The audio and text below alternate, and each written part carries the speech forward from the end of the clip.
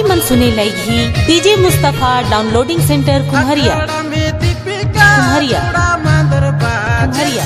अखाड़ा में दीपिका जोड़ा मांदर बाजे तोर बिना सुना सुना लागे रे तोर बिना बेसो नहीं लागे तोर बिना सुना सुना लागे रे तोर बिना बेसो नहीं लागे। जब फिर आसमीन मोबाइल सुरसा कोटारी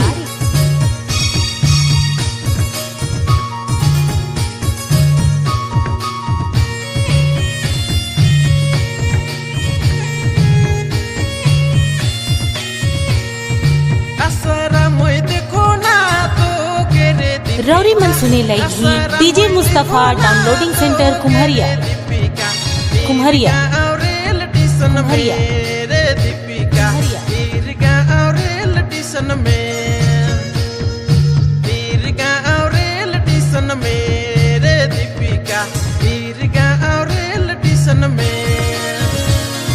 आसमीन मोबाइल दुकान सुरसा कोटारी बाजार से आप सुन रहे हैं।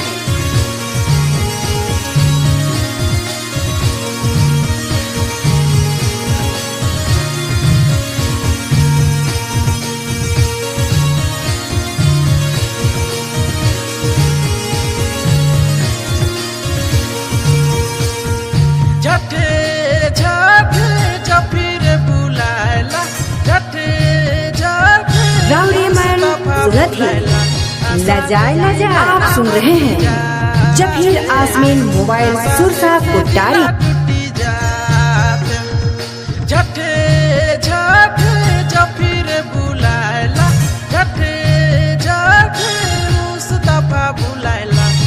रौरी मन सुने लगी DJ Mustafa downloading centre Kumharia Kumharia Kumharia Kumharia.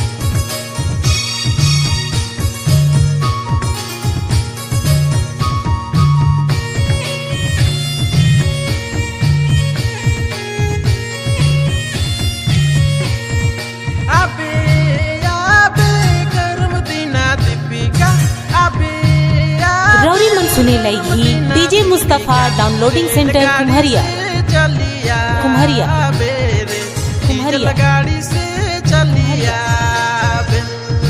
रेलगाड़ी से चलिया आसमीन मोबाइल दुकान सुरसा कोटारी बाजार से आप सुन